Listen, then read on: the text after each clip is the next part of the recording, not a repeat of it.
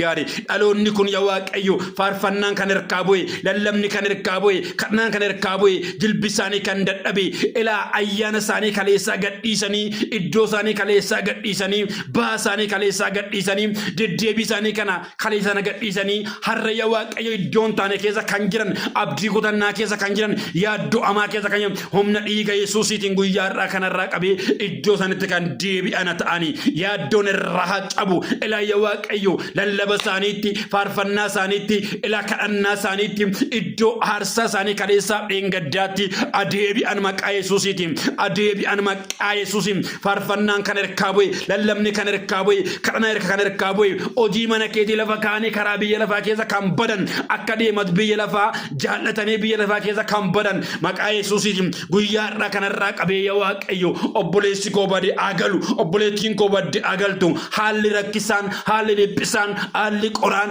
haalli yaaddessaan humna dhiiga Yesuusiin irraa qarxam jedhee kan cabe yaa ta'u